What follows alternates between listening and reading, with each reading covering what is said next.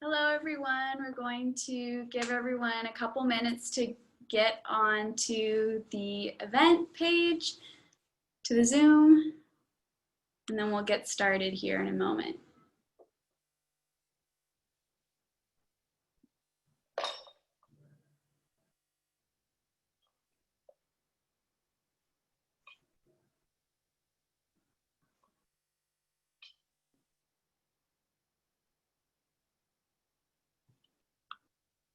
All right, I'm going to start off the event. My name is Olivia. I am a co-vice chair of the Los Angeles Lawyer Chapter of the American Constitution Society. I would like to welcome each of you joining us today for the second panel in our series of discussions we are hosting focused on racial justice and the law. ACS Los Angeles has committed to challenging and disrupting systems of oppression by launching a series of discussions focused on unpacking and understanding systemic racism within the context of various areas of the law, as well as sharing recommendations for equity and justice. Today, our panel of experts will provide a brief history of voter suppression and focus on how the 2020 election in particular presents new challenges for Black, Indigenous, Latinx, and formerly incarcerated voters. The panelists will provide recommendations on how to dismantle voter suppression. We would also like to take a moment to thank our co-sponsors, the Mexican American Bar Association, the ACS Bay Area, San Diego, Chicago, Washington, D.C., and Austin lawyer chapters. Information regarding California CLE credit for attending today's event will be available on the event page. If you have any issues, please respond to the email you received yesterday confirming the event, or email ACS directly at LC, L as in lawyer, C as in chapter, emails at acslaw.org. We will also have a Q&A session at the end of the event, so please type your questions in the Q&A box. I would now like to introduce our esteemed panelists and moderator. In the interest of keeping things brief, we invite you to look up their more detailed bios after the event.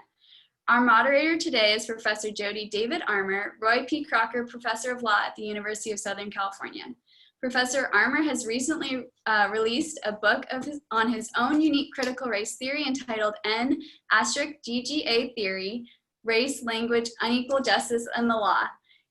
We will be providing a link to purchase this book, which is excellent, in the chat box. So you can click that link, purchase the book, and read up more on that theory. And now I'll move on to our first panelist, Professor Gilda Daniels. She is a voting rights expert and former deputy chief in the U.S. Department of Justice Civil Rights Division, voting section. She is currently a professor of law at the University of Baltimore School of Law, and she's the director of litigation for Advancement Project's National Office. She also recently published a book this January called Uncounted, The Crisis of Voter Suppression in America. Also an excellent book, so I really highly recommend you purchase it. We'll be providing a link with a discount code in the chat box for your reference. Both books are also available on Amazon. And now our second panelist, Kat Calvin, is a lawyer, activist, and social entrepreneur. She's the founder and executive director of Spread the Vote and the co-founder and CEO of Project ID Action Fund. She has built a national organization that helps Americans obtain IDs they need for jobs, housing, life, and importantly, to go to the polls. So without further ado, I will pass it on to Professor Armour to give us a background of this series. All right, thanks very much. We're going to think about the relationship between race, of course, and social justice, as we have been throughout the series. We looked at the relationship between race and social justice in the criminal justice setting the last time we got together. That is one of the reasons people were roiling the streets of America, demanding fundamental change for week after week continuously throughout the summer. And so to segue from that discussion about the criminal justice process to this one about racial justice in the voting rights setting, My first question is going to be kind of this stage setter, and then we'll get much more specific. But I wonder about, from the standpoint of many of the marchers in the street this summer, the efficacy of voting. Does it really matter, right? It's at least a question that we have to answer for many, right? Because they're often told, just vote. You know, that's just, quit doing this, that, and the other, and vote, right? And yet, tying into the criminal justice issue, the primary one that they were marching about, not the only one by any means, of course, but that particular issue at the time, the legislature in California passed a whole suite of very modest reforms, criminal justice reforms, in response to all of that protest. And when the protest died down and it was time to take a vote on those bills, they let them die quietly in the night without any action at all. That's where the vote scene, and we're talking about we're talking about the bluest state, you know, a blue governor, blue legislature, blue, you know, the vote has been fiercely exercised here in a sense, and yet they saw that, right? So efficacy, I'd like you please, you know, briefly the efficacy, and then I want to get into the nitty gritty. What should I tell folks when they say, why does it really matter? Can it make a difference? Professor Daniels, we'll start with you, and then Professor Calvin. Great, thank you so much to everyone for having us here today to talk about this very important topic, and thank you, Professor Armour, for that question. When I talk to folk about, particularly young people, those between 18 and 35, or 18 and 25, about the efficacy of voting, I'm talking to them about how to move from protest to power, right? We've certainly seen the protests over the last few months, 6 months or so, in response to the heinous crimes committed against Black people, and particularly the murders of George Floyd, Ahmaud Arbery, and Breonna Taylor, and others. And so there's certainly folk who have been, and particularly young people, have been out in them streets protesting. And there is this question of what's next. And we are pushing vote, you must vote, right?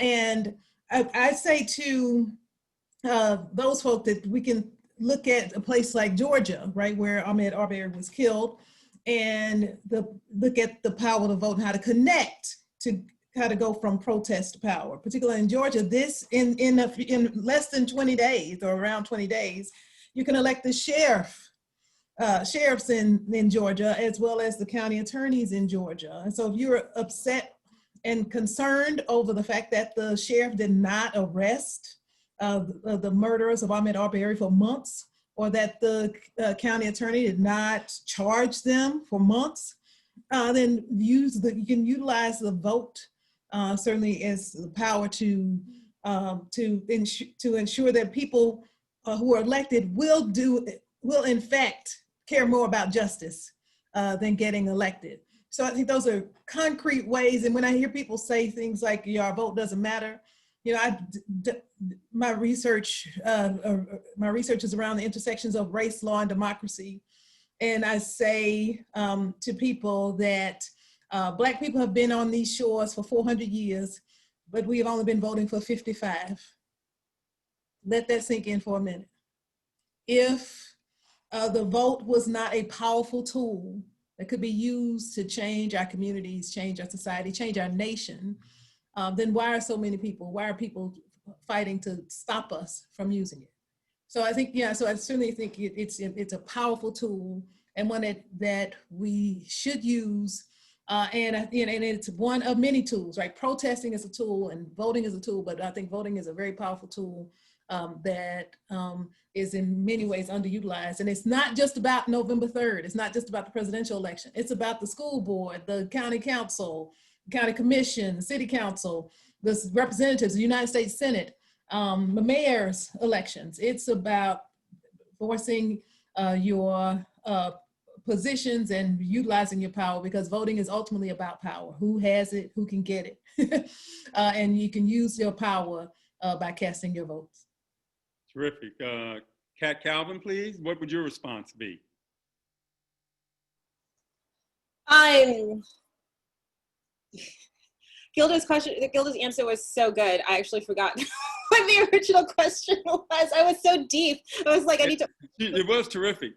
You know, does it matter? You know, does that vote really make a difference, or are we just in voting, rearranging the chairs on the deck of the Titanic, and we're still sailing toward, you know, a big, you know, racial injustice iceberg, you know, this racial injustice Groundhog Day we keep waking up to, it seems, every other week, right? So yeah, that. Well, here's a good example of whether or not it matters. Right now, we're in a situation in Southern California where the California Republican Party is putting up fake ballot boxes already LA and Orange County and refusing to move them even with a cease and desist from the state. You know, we know voting matters because people are going to extreme lengths to stop us from voting.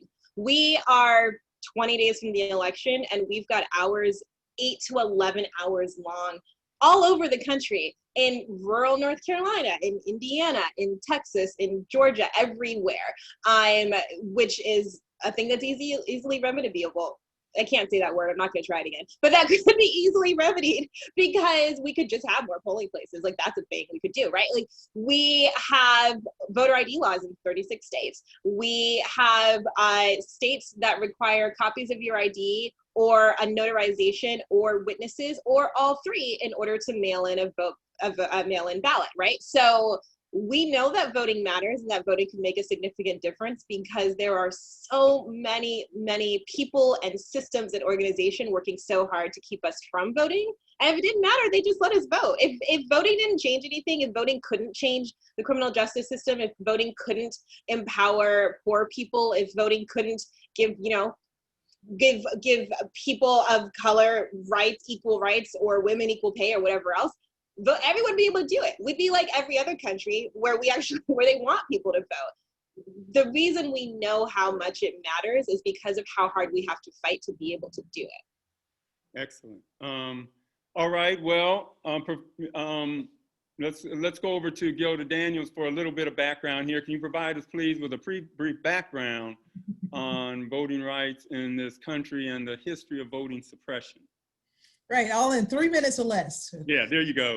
No, right. So I think it's certainly important that we connect the dots, right? I think you can't talk about democracy without talking about the history of voting in this country.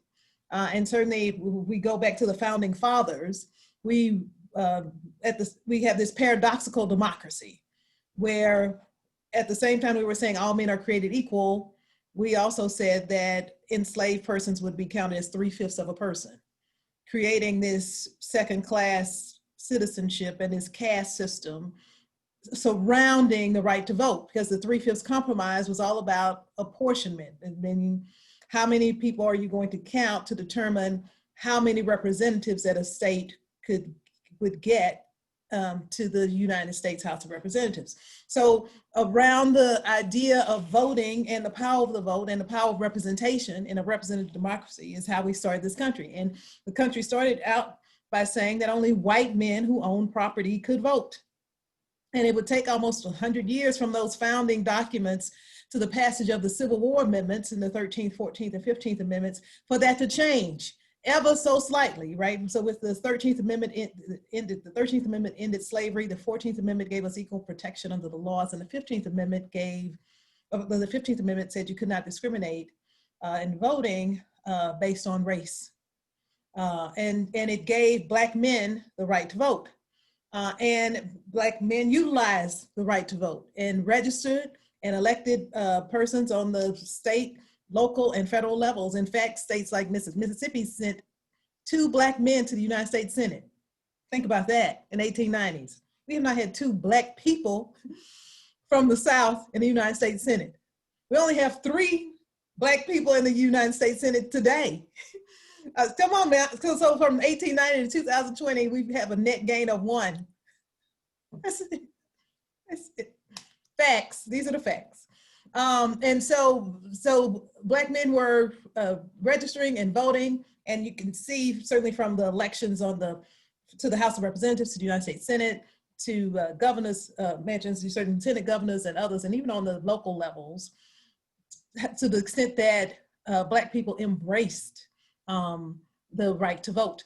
But that was short-lived. That period of Reconstruction lasted less than 20 years because it was as part of a compromise, the Hayes-Tilden Compromise, the South had to adopt the 13th, 14th, 15th Amendments in order to come back into the Union. So they held constitutional conventions. In those constitutional conventions, they did adopt the 13th, 14th, and 15th Amendments. However, they also adopted poll taxes, literacy tests, vouchers, the grandfather clause, and other disenfranchising devices to prevent Black men from continuing to utilize the right to vote. An example of that I certainly have in my book is in Alabama in 1896, there were 146,000 Black men who were registered to vote. After Alabama passed its poll taxes, literacy tests, grandfather clause, and it does not even forget about economic terror. You could lose your land. In violence, you could lose your life for casting a ballot at that time. And so in 1896, there were 140,000 Black men who were registered to vote in Alabama.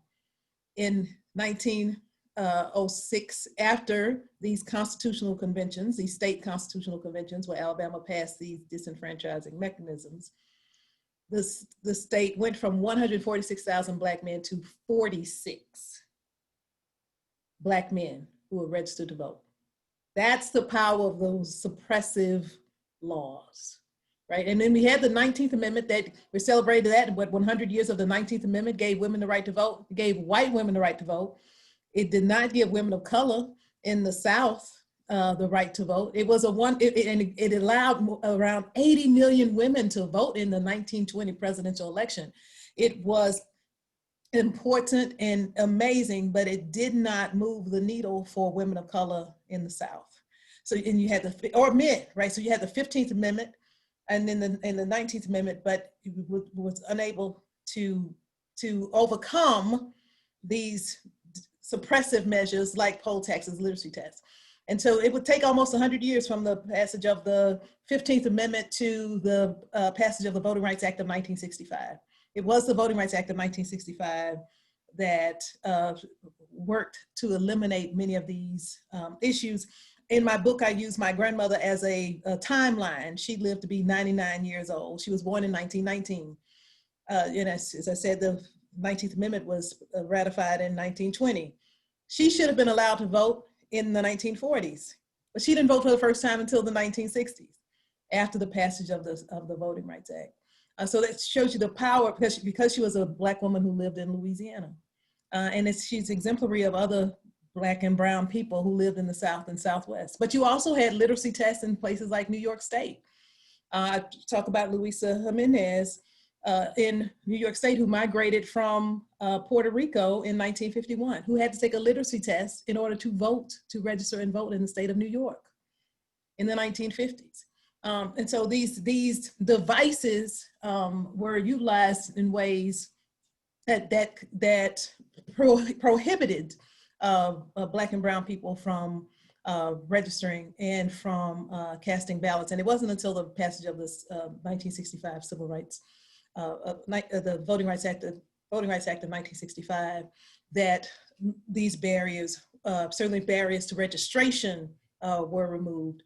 And the strength of the Voting Rights Act is seen in certainly how we could see the exponential growth in registration, as well as in the election of candidates of color on all levels. So let me launch in right there, because that's a great way to, I think, lay the groundwork, set the foundation now for the next question I wanted to ask Calvin, and that is, can you give us some specific examples of modern day voter suppression that you've experienced on the ground, that are both overt and insidious and disproportionately affect Black, Indigenous, Latinx, and formerly incarcerated people? Sure. I listed a few before. This always gets into a situation where I could just sort of list things for hours because there's so many. But I'll start by giving an example of the exact opposite. So my very favorite voting story is about India. In India, there is a monk who lives by himself on a mountaintop, which I got to tell you, after 2020, this is a life I want to lead. And it is a 300-mile, 4-day hike. And every election, a group of poll workers strap a polling booth to their backs, and they go on this 4-day, 300-mile hike up a mountain so that this one monk can vote. They set it up, he votes, and then they pack it back up and they take it back to town. Because that is a country that cares about every single citizen being able to vote. America is the exact opposite of that. And Gilda went into it, right? Like from the beginning, even if you were a white man who didn't own land, you couldn't vote. Every single group has had to fight for the vote here. And what we've done in this country is we've just made it more difficult in different ways. And so, you know, we had the Voting Rights Act in 1965 and it was fantastic. In 2013, the teeth were taken out of it with Shelby County v. Holder in the Supreme Court. And that's when we saw voter ID laws, which have now exploded across the country. There are over 21 million eligible voters in this country who don't have photo ID. The huge percentage of them are low income, Black and brown, very young, elderly, people experiencing homelessness, returning citizens, etc. Those are all people who just cannot vote if they live in a state where they need an ID. And IDs are hard to get. I had to start a whole organization to help people because they're expensive. It requires a lot of paperwork. It requires transportation. They're really tough. We also now have voter purging is a thing where if you haven't voted in whatever time the state decides, like the last 2 elections, they'll just remove you from the voter rolls. You're just not registered anymore. And they'll, you know, send you like a letter as if you're going to read it. And you have to recognize that you're not registered and re-register to vote.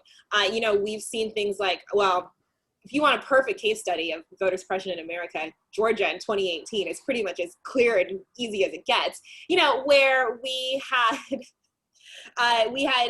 an incredibly small number of polling places in Black and brown communities where there were not enough polling booths. Half of them didn't work. Poll workers didn't know what they were doing. And then after the election, they found brand new saran wrapped, clear plastic covered polling places locked into closets, or machines locked into closets because they were available. They just weren't being used. You have, you know, Black and brown people are 2 times more likely to have their vote by mail ballots thrown out.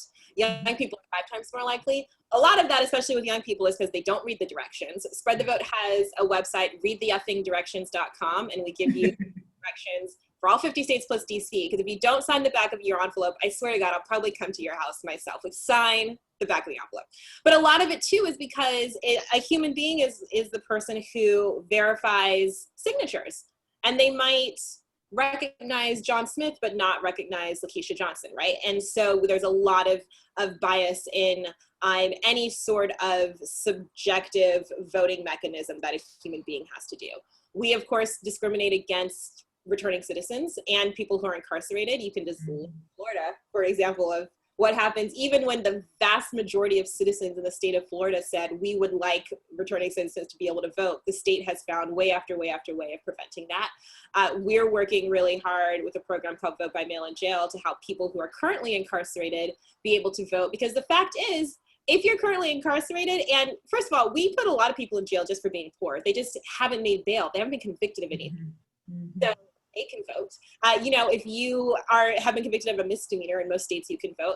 But unless you live in Vermont, Maine, or certain sections of certain very liberal cities, the chances of anybody giving you a ballot or putting a polling place in the jail for you, even though you are completely not only eligible to vote, but counted as part of the census for that town, they're not doing it. So, I mean, we could go on and on. What we continue to do, you know, then we do things like we just don't educate people. We don't have enough voting materials in the languages of the people who speak many languages in this country other than English, even though based on certain numbers, they still have to, given, you know, by the Voting Rights Act, because that part still stands. You know, the discrimination against people with disabilities in this country at polling places is absolutely wild. You know, we could go on and on. There are so many different ways that people are suppressed. And again, you're seeing it right now, because right now we have 11-hour lines to vote during early voting 3 weeks before the election. And we've got people who are having to stand outside in line for half a day. That's voter suppression. Let me ask a question that I'll pose to both of you at the same time. Of course, Professor Daniels, you know, in Uncounted, your book, you called the right to vote a fight to vote. And you've encountered, I'm sure, many cases that you can talk about that, you know, in which we did have to fight. How about this Supreme Court nomination, the appointment of Amy Barrett to the Supreme Court? What kind of impact is that likely to have on the Voting Rights Act, you know, and perhaps even the outcome of the 2020 presidential election? So I'll start with you, Gilda Daniels, and we'll go to Kat Calvin. Okay, well, so I have a couple of thoughts. One is, I think we are realizing that we have an over-reliance on the courts in general.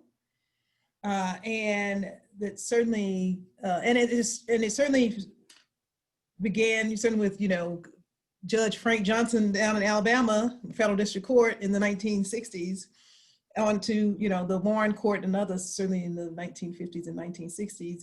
And the court has not been the Supreme Court has not been meaning persons who are pursuing civil rights and human rights, has not necessarily been our friend for a decade or more, right? And I think, you know, this Amy Barrett's possible confirmation, I think even heightens awareness in regards to how we can no longer look to the courts for our salvation. Yeah, I said before in some other forum that the revolution will not be litigated, and so I think we are starting to realize that we're going to have to use all the tools we have in the toolbox to try to obtain justice.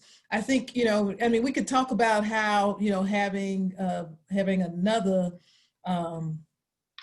Trump appointee to the United States Supreme Court and how that impacts decisions that will be made in regards to the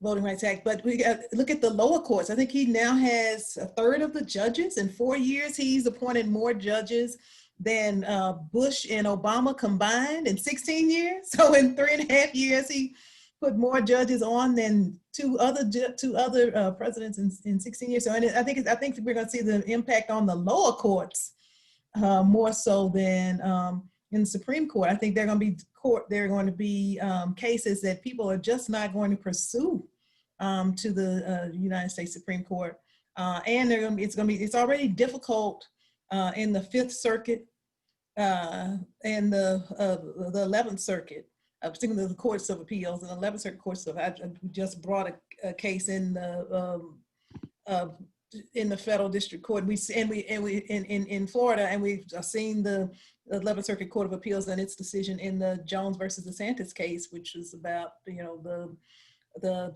Florida's permanent disenfranchisement of persons, in spite 64% of its citizens saying we will pass a constitutional amendment to allow our returning citizens to register and vote. So I think we're going to. I guess what did Trump say? It is what it is. I think it is what it is. All right, Kat Calvin, what is it? Well, I only have a couple of things to say about Amy Coney Barrett. First of all, I love a cult. I'm a fan of cults. If you aren't watching The Vow, you should. I could talk about cults all day, but maybe don't be in a cult and be on SCOTUS. Just my personal opinion. But, you know, Dick Durbin tried to question her on this because, you know, she's pulling a whole thing where she isn't actually answering a lot of questions about voting rights, which tells you everything you need to know. And he questioned her because she once ruled that you have to be a civically virtuous person in order to vote, but you don't have to be civically virtuous in order to own a gun. So convicted felons should not be allowed to vote, but should be able to own a gun. And I really think that says everything you need to know about Amy Coney Barrett and which way she's probably going to vote on any SCOTUS decision for voting rights or really anything else. Wow, that's a stark contrast, effective way to put that point. I'm going to look to I have more questions, but I'm going to see if we have some from the folks who are listening in at this time, and then we can pursue some more if we don't. So let me first ask if we have anything from people who've been listening. Hi, Professor Armour. Yes, we do have a few questions in the Q&A. Do you want to ask them yourself, or do you want me to ask them? Why don't you take it away, Ms. Hudnut? Okay. So the first question for both panelists is, why do you think more people didn't vote in 2016 presidential election? We'll start with you, Professor Daniels. Oh, okay. Okay. Why didn't more people vote in 2016? I think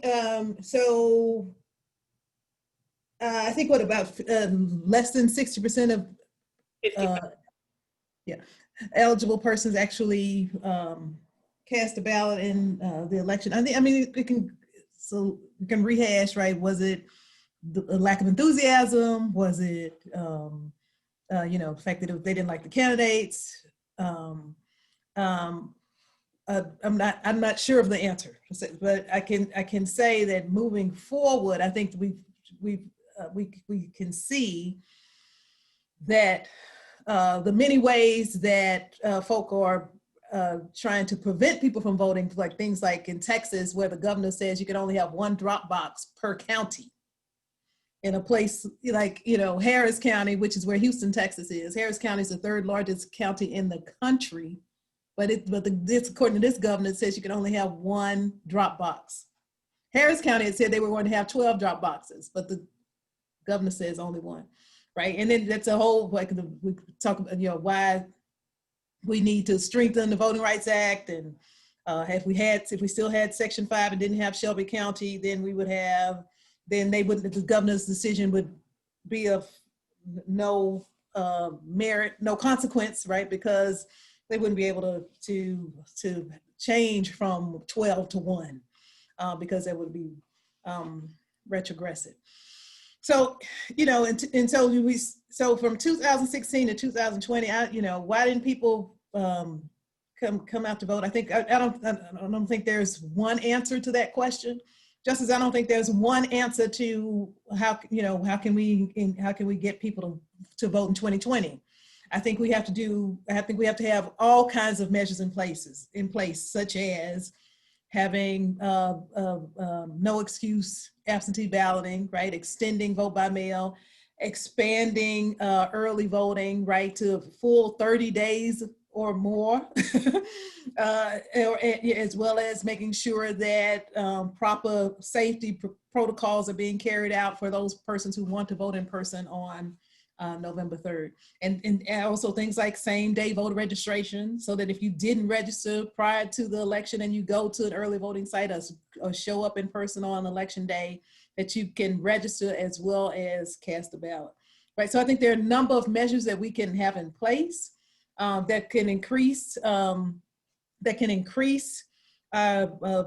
voter turnout, but I don't think there's one thing that you can point to say this is why people didn't vote in 2016, as well as I don't think there's one thing that you can point to say this is what we need in order to make sure that they continue to do so in 2020. I think we have to have all kinds of opportunities for people to vote safely and securely.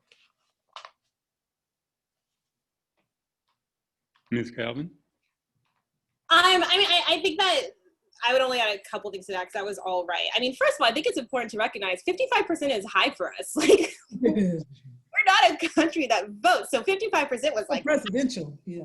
Really care. Now we're going to blow that out of the water this year. We already have as of today, over 15.5 million people have already voted. And in 2016, this time, I think it was around 2 million. So, I mean, we're already like, we're going to see voter turnout. The whole country is going to look like Minnesota. If you don't know, for two reasons. One, they have salad bars throughout the entire airport and they're wonderful. And two, they've had the highest voter turnout in the country for over a decade. Like, I don't know what Minnesota's doing, but they're incredible and I love them. It's very cold there. I'll never live there. But we are going to have incredible turnout this year. But I mean, I think Gilda's right. The fact is voting is really hard in this country. About 83% of eligible voters are registered to vote, but actually getting those people to the polls is tough. It's, you know, we've got all these laws like voter ID laws. So if you look at Wisconsin, 300,000 registered voters in Wisconsin don't have the ID that they need to actually vote. And those numbers track all across the country. You know, we've got language barriers and transportation barriers. And the fact is, look,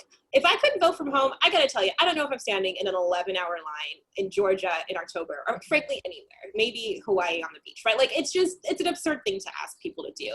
We make voting hard. And then we frequently have two candidates everybody hates. And so then you you may stand in line for 12 hours to vote like Brad Pitt president, but like, if you don't really care about these people, and then there's all these extra barriers, it's a very difficult to ask. And because we focus so much on the Iron Throne and not enough on state and local elections, which are really the elections that impact our lives, 75 to 80% of the decisions that are made that impact your everyday life, it's state and local offices. But we don't talk about those. And we have, this incredibly confusing electoral college that nobody understands. They're like, oh, my vote's like one of 68 million, doesn't even matter. But if you tell people, yeah, but at city council, you're like one of 2,000, you really matter, then people get it. But we don't focus on the right things. So, I mean, we are doing everything wrong when it comes to voting. There are some places, particularly this year, who are like doing some good things. But really, we're just bad at it. We're bad at managing elections. Our boards of elections are drastically underfunded. They're understaffed. Nobody cares about them. Nobody follows them on social media. Please follow your board of elections on social media. They're tweeting information. They're very lonely. They're very sad. They always get very excited when somebody retweets them. They're working really hard. But we as a country care as little about voting as we do about infrastructure, or about all the things that we should be doing to keep our democracy and our nation running strong. So then it's not a surprise when 55% is a high. It's just not. Mm-hmm.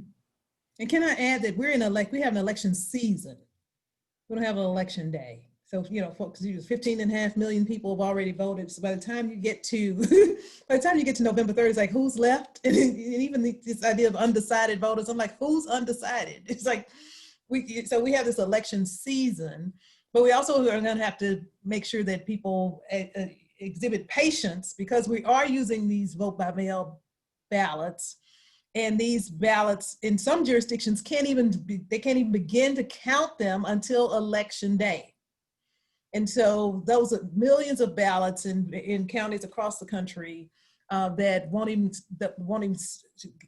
have an opportunity to get counted and determine whether or not, they forgot to sign the back and then contacting them to cure those ballots. All that won't happen until after November 3rd. So we have to have a little patience and recognize that although we're in an election season, we may not know who the president is for a number of days. That's great. And I just wanted to jump off that. We have another question. So the election season, there's going to be challenges to the outcome of the election. And the question is, we have Rainier was wondering if you could comment on the favorite right-wing talking point, that these oppressive laws are all about protecting voter fraud. So if you guys could just comment on voter fraud, we'll start with you, Kat, and then go to Professor Dean. Yeah, I mean, voter fraud's not a thing. Every reputable has shown that in-person voter fraud happens like 0.000000009% of the time, and vote by mail voter fraud is like that minus 2 zeros, right? Like, it's not a thing. The protections that are put into place are excellent. If you get a mail-in ballot and then you make 12 copies and you mail 12 in, they're going to scan one, count that, and then scan the others, see their copies and throw them away, right? if you want to vote, you know, for somebody else at the polls, you'd have to like put on a funny hat and glasses and walk up and try to look at the booklet and be like, I'm voting for that dude, right? Like, it's so absurd. You know, I can't imagine why California would bus up busloads of Mexicans to vote. It's California, like we know which way the vote is going. You know, all of the things that people try to say about voter fraud are A, very easily disputed by the facts and the studies, but B, those same people we have on plenty of YouTube clips saying the reason we're doing this isn't voter fraud, it's because if everyone can vote, then we'll win. So I mean, even if you just listen to the words that come out of the mouths of the same people who claim voter fraud, it's very clear that it's not an issue. You know, the few times we have seen voter fraud, it's been because like a Republican official in North Carolina thought that he would steal a bunch of ballots, right? Like, we know these big notorious cases of voter fraud when they happen because they don't happen that often, and they're usually wildly absurd and somebody who works for the system. So it's not an issue that people really, that the people who are saying this believe.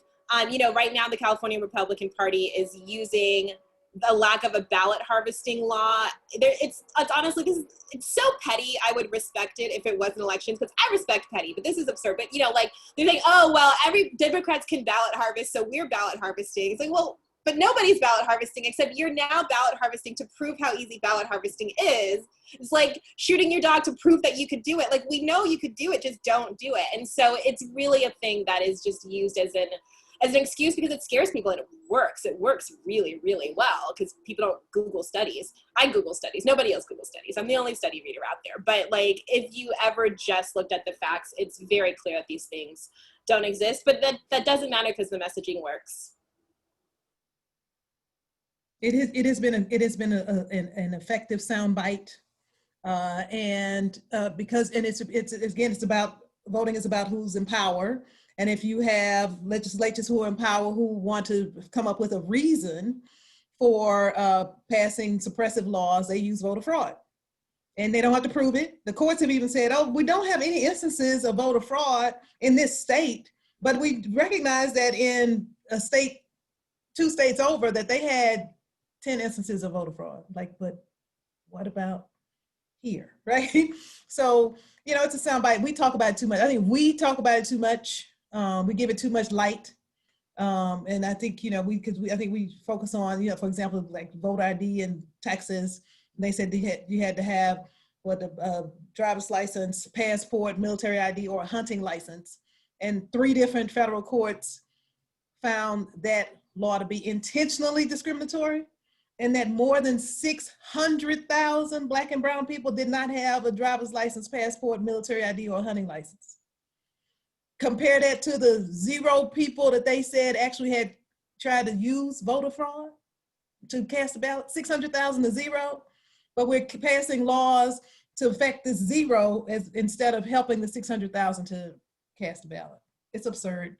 It works. It's about who's in power, and you know, we've given these legislatures the power, and it's time to use our power to elect people who will represent us, and stop talking about voter fraud and start talking about access to the ballot and allowing people to actually register and cast ballots. Thank you so much.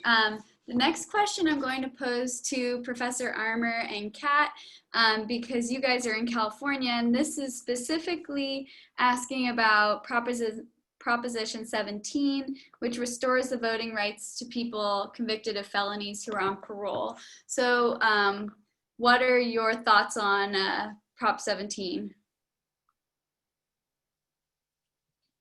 Oh yeah, well, I don't think, I'll just kind of weigh in real quickly. I don't think, of course, that there should be any loss of the franchise for any reason at all. If you're sitting in a jail cell doing time for a crime, I don't see why you lose the franchise, right? I could be sitting in that jail cell, for example,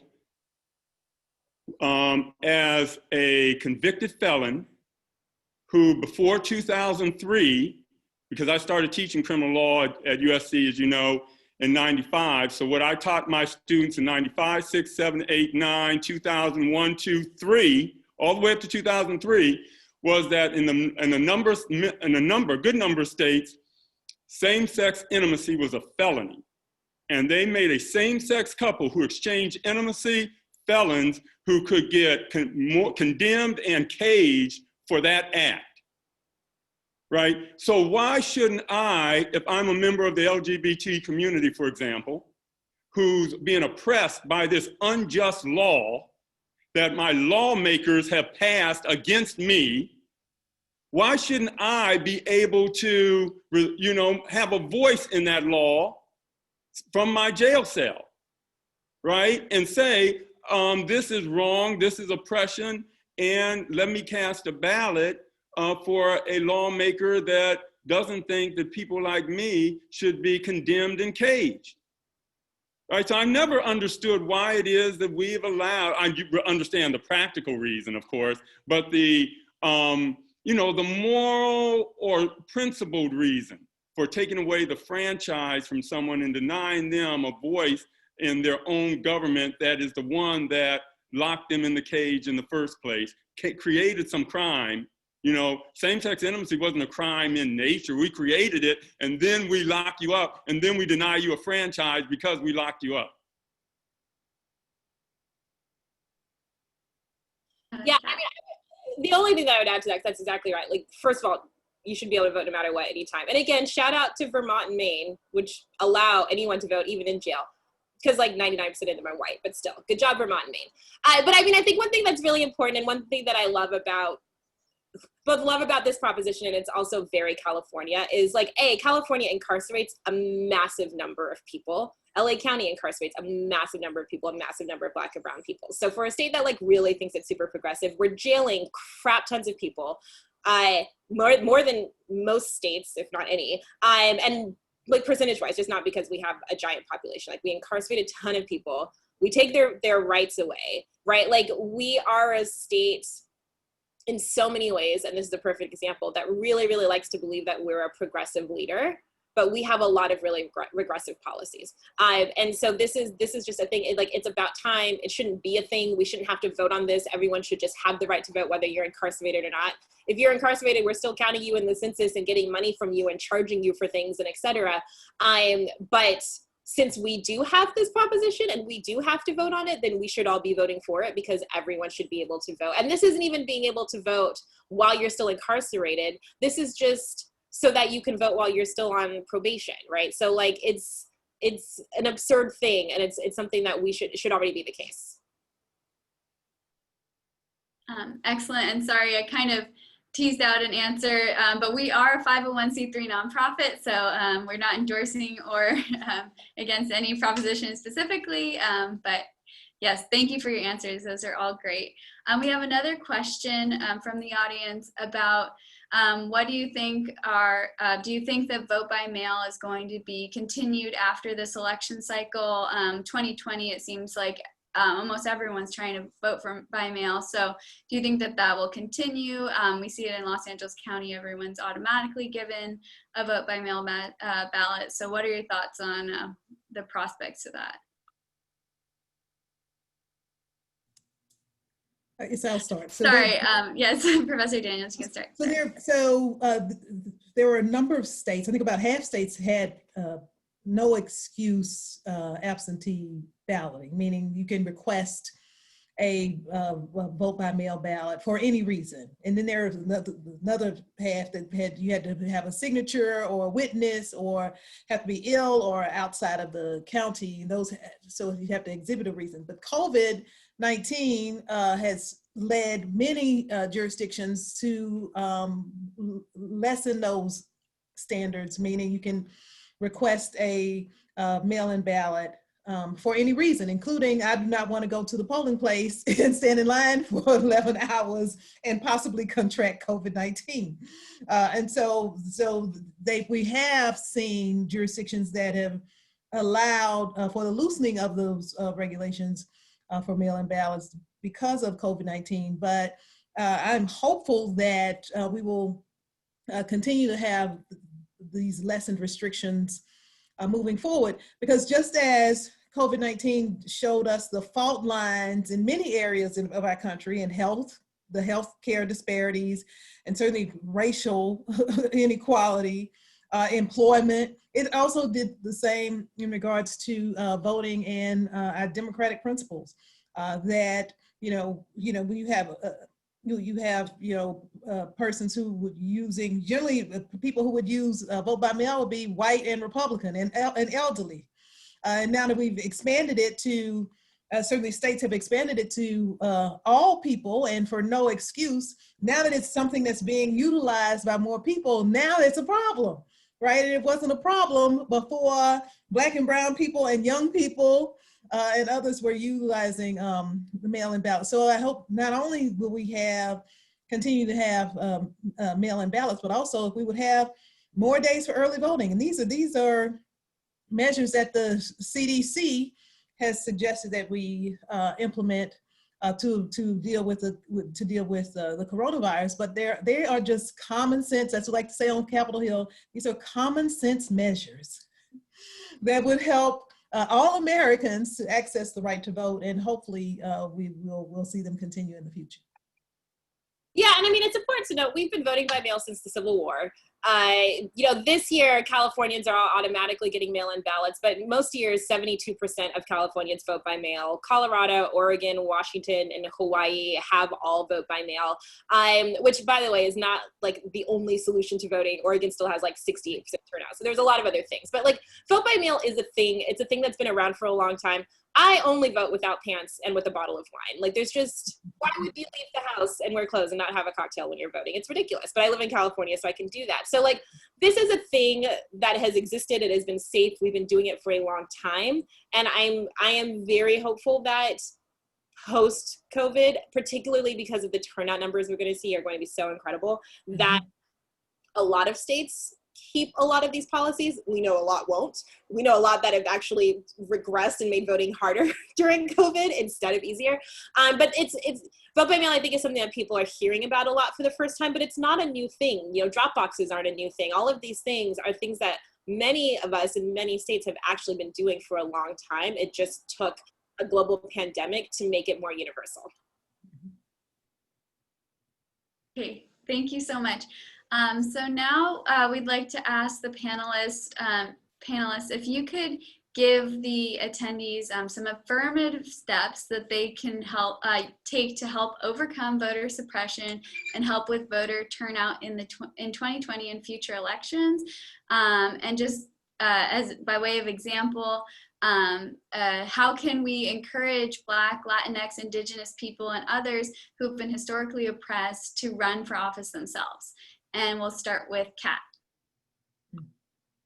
Oh, this is my question. All right, a couple of things. It starts at home, right? So after you make your voting plan and look at your ballot and know what you're doing, are you being incredibly annoying and pestering your friends and family to do it? Are you having virtual ballot parties? You can go to votewithed.org. We have videos, a video training on how to do virtual ballot parties, and a bunch of fun sort of socials and graphics and toolkits, etc. But, are you getting your community to vote? Because if we all got 100% of our friends and family to vote, we would all vote, right? Like, we'd have 100% turnout. So starting there, starting with looking at what are the organizations in my community that are working on voting rights, that are working on turnout.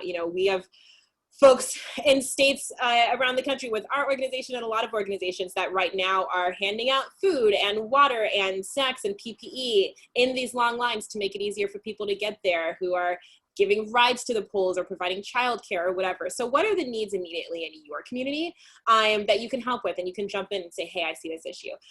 The second part is my favorite part, because the fact is, more often than we like, in fact, quite often, you're choosing between two really crappy candidates. And it's like, all right, I've got to vote for the least racist person, right? Or all of these people suck. And so after the election, we have the power to decide not only who we vote for, but who's even on the ballot in the first place. And so you can recruit people or recruit yourself to run. When I first met Rashida Tlaib before she was in Congress, she had a sticky note in her office of women who she was constantly asking to run. And she was like, these are 5 women. And women need to be asked some amount of time more than men, because men will do anything. So I have a whole theory on this, but I won't get into it. But women need to be asked a lot. And so are you going to your, friend or neighbor or a person who you see who's, always standing up for people, who's always speaking out, who goes to city council meetings, who you think is really smart and would be incredible in an office, and saying, A, I think you should run for office. But then B, and I am willing to help. I'm willing to be on your committee and help you raise money and help you get the signatures you need to get on the ballot, and et cetera. Like, how are you not just putting the burden on them, because running for office is hard, even for local elections, but saying, I believe in you, and I think I want to see someone like you on the ballot, and then there are a billion different organizations, from Emerge and Emily's List to Run for Something, to there are a ton of organizations that do free trainings and workshops that will help you figure out how to run, that will connect you to networks. There are a lot of great books. I actually really love Campaign Boot Camp by Christine Pelosi. It is a really good sort of, here's how to run sort of notebook. I write notes in it, and I have no interest in running for office, but it's a good book for organizing in general. But there's a lot of great resources. But it is important to remember that it is much more difficult for people of color, and particularly women of color, to run for office, because people don't like to give us money for anything. To give you an example of what that looks like, only 0.6% of foundation funding goes to women of color-led organizations. I know this, I'm a women of color-led organization. Like, it is much more difficult, and it is so much more difficult for women when they're running for office to get people to donate to them, to get the major organizations to endorse them, et cetera. But it can be done. And so you really have the power between elections to decide, I don't want to keep having to choose between two crappy candidates. I want to have candidates on there that are so good that I'm having a hard time deciding, not because I have to hold my nose and vote for someone, but because they're so incredible I can't decide. And we can do that by determining who's on the ballot. And if you start small, that is called bench building. So then that woman who you get to be on city council because she's amazing, then she can be on state ledge, and then maybe she'll be governor or a senator or in Congress, and then maybe run for president. But it starts with those small offices, and then we build from there. Amen. Amen. I tell people to do 4 things: educate, legislate, litigate, participate. Educate yourselves, as Kat was saying, educate yourselves about the process, know when the voter registration deadline is, when early voting starts, where early voting locations are, where your polling site is for election day. And not only you knowing that information, but sharing that information with friends, loved ones, and even people you don't like, because we need everybody to vote. So educating ourselves, and then legislate. Be aware of legislation on the state level, local level, and the federal level. Right now, we have 2 bills that have been on Mitch McConnell's desk, one for more than 200 days and another for more than 140 days. That would certainly make it easier for state and local election officials to administer elections, but they haven't gotten any movement. So if we were aware of those kinds of bills, and could contact our representatives, contact the Senate Majority Leader's office and say, we want you to have hearings on this instead of on Amy Barrett, right? And so certainly you being aware of legislation that's happening on the state level, as well as on the local level, as well as in the federal level.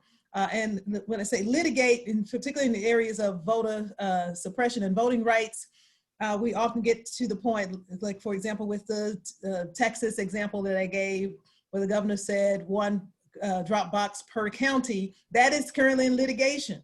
And so there are organizations like Advancement Project National Office, like NAACP Legal Defense Fund, the Brennan Center, ACLU, and others who are litigating these issues to try to increase certainly the opportunities for participating in the electoral process. So partner with those organizations, give to them, and we're often looking for volunteers as well. So working with those organizations, and finally participating, as Kat was saying, not just participating in actually going and casting a ballot, but encouraging people to running for positions, as well as serving as poll workers. Get involved on the poll worker level, and in making sure that our elections are free, fair, and non-discriminatory. Thank you so much. On behalf of all the attendees, I just really want to thank our moderator and panelists for your time and insight. This has been such an informative and energizing event. And I just wanted to plug our next event in our racial justice series on education, which will be on October 29th, so very soon. It's the same time, 12 to 1 p.m. Pacific time. So we hope you all can join us there. And thank you all for joining us today, and have a great afternoon.